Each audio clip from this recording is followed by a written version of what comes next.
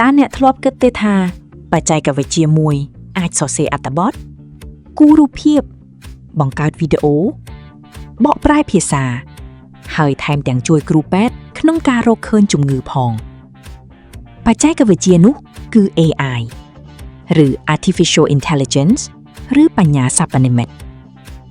មនុស្សជាច្រើនកំពុងសរសើរថា AI ជាបដិវត្តន៍ដ៏ធំបំផុតមួយក្នុងសតវត្សទី21ខណៈអ្នកខ្លះក៏ព្រួយបារម្ភថាវាអាចជំនួសការងាររបស់មនុស្សប៉ុន្តែសំណួរសួរថាតើ AI មានអត្ថប្រយោជន៍អ្វីខ្លះដែលធ្វើឲ្យពិភពលោកផ្លាស់ប្ដូរយ៉ាងឆាប់រហ័សបែបនេះថ្ងៃនេះយើងនឹងមកស្វែងយល់ទាំងអស់គ្នា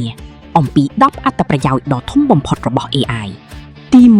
1 AI ធ្វើការបាន24ម៉ោងក្នុងមួយថ្ងៃខុសពីមនុស្ស AI មិនត្រូវការគេងមិនចាំបាច់សម្រាកនិងមិននឿយហត់វាអាចធ្វើការបាន24ម៉ោងក្នុងមួយថ្ងៃនិង7ថ្ងៃក្នុងមួយសប្តាហ៍ហេតុនេះហើយបានជាក្រុមហ៊ុនជាច្រើនប្រើ AI ដើម្បីបម្រើការអតិថិជនទាំងថ្ងៃទាំងយប់ទី2បង្កើនផលិតភាពការងារ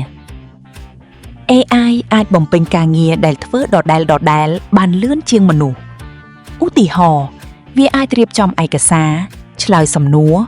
ឬវិភាគទិន្នន័យក្នុងរយៈពេលតែប៉ុន្មាននាទីប៉ុណ្ណោះចំណុចនេះមានន័យថាវាអាចផ្ដល់ពេលឲ្យមនុស្សផ្ដោតលើការងារផ្សេងដែលត្រូវការការគិតនិងការច្នៃប្រឌិតច្រើននិងសំខាន់ជាងទី3កាត់បន្ថយកំហុសមនុស្សអាចអស់កម្លាំងឬធ្លាយធ្វើកំហុស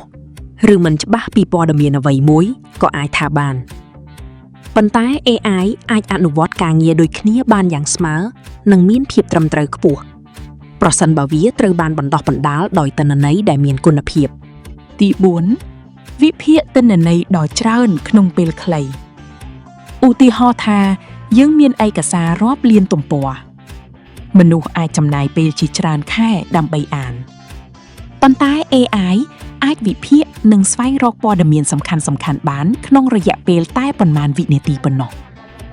ចំណុចនេះមានប្រយោជន៍ខ្លាំងសម្រាប់វិស័យធនាគារវេជ្ជសាស្ត្រនិងការស្រាវជ្រាវទី5សន្សំសំចៃពេលវេលា AI អាចជួយសរសេរអត្ថបទបង្កើតរូបភាពកាត់តវីដេអូបកប្រែភាសានិងធ្វើកិច្ចការជាច្រើនផ្សេងទៀតការងារដែលធ្លាប់ចំណាយពេលមួយថ្ងៃអាចបញ្ចប់ក្នុងរយៈពេលត្រឹមតែប៉ុន្មាននាទីប៉ុណ្ណោះទី6កាត់បន្ថយការចំណាយសម្រាប់អាជីវកម្ម AI អាចជួយកាត់បន្ថយការចំណាយលើការជួលមនុស្សឲ្យធ្វើការតែ AI ជួយធ្វើការងារដោយស្វ័យប្រវត្តិបានជាពិសេសអាជីវកម្មតូចៗក៏អាចប្រើ AI ដើម្បីប្រកួតប្រជែងជាមួយក្រុមហ៊ុនធំៗបានដែរទី7ជួយសម្រេចចិត្តបានប្រសើរជាងមុន AI អាចវិភាគទិន្នន័យនិងរកឃើញនិន្នាការដែលមនុស្សភាគតិចណាស់ដែលមិនអាចសង្កេតឃើញឧទាហរណ៍វាអាចជួយគ្រូពេទ្យរកឃើញជំងឺបានឆាប់ឬជួយក្រុមហ៊ុនព្យាករណ៍តម្រូវការទីផ្សារជាដើមទី8ផ្ដល់បទពិសោធន៍ផ្ទាល់ខ្លួនតើអ្នកធ្លាប់ឆ្ងល់ទេថាហេតុអ្វី YouTube ឬ TikTok តែងតែបង្ហាញវីដេអូដែលអ្នកចូលចិត្តនោះគឺដោយសារ AI រៀនពីអ្វីដែលអ្នកមើលហើយណែនាំមាតិកាដែលសមនឹងចំណាប់អារម្មណ៍របស់អ្នកទី9ជួយធ្វើការងារដែលគ្រោះថ្នាក់ AI និងមនុស្សយន្តអាចចូលទៅកាន់កន្លែងដែលគ្រោះថ្នាក់ដូចជាអគារដែលបាក់រលំ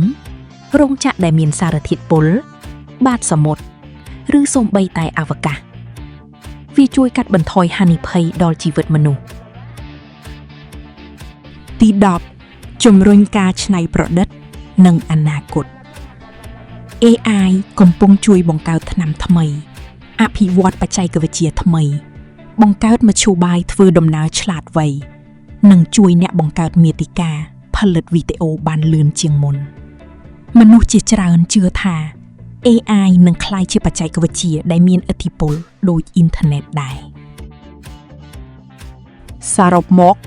AI មិនមែនគ្រាន់តែជាបច្ចេកទេសថ្មីប៉ុណ្ណោះទេវាជាឧបករណ៍ដែលកំពុងផ្លាស់ប្ដូររបៀបរស់នៅរបៀបធ្វើការនិងរបៀបដែលយើងរៀន ប៉ុន្តែទោះបីជា AI ឆ្លាតវៃប៉ុណ្ណាក៏ដោយវានៅតែត្រូវការមនុស្សដើម្បីដឹកនាំគ្រប់គ្រងនិងប្រើប្រាស់វាដោយការទទួលខុសត្រូវដូច្នេះសំណួរដែលសួរថាតើ AI នឹងដើរតួជំនួសមនុស្សឬទេឬ AI កំពុងដណ្ដើមការងារមនុស្សពិតមែនទេការដែលយើងប្រើត្រូវនោះវានឹងជួយមនុស្សឲ្យកាន់តែមានភាពងាយស្រួលក្នុងការរស់នៅចុះអ្នកវិញតើអ្នកបានកំពុងតែរៀនប្រើ AI ឲ្យคล้ายជាអត្ថប្រយោជន៍សម្រាប់ជីវិតនិងអាជីពរបស់អ្នកហើយឬនៅបើអ្នកយល់ថាវីដេអូនេះមានប្រយោជន៍សូមកុំភ្លេចចុច Like Share និង Subscribe ដើម្បីគាំទ្រ Channel យើងខ្ញុំផងសូមអរគុណសម្រាប់ការទស្សនាហើយជួបគ្នាក្នុងវីដេអូក្រោយ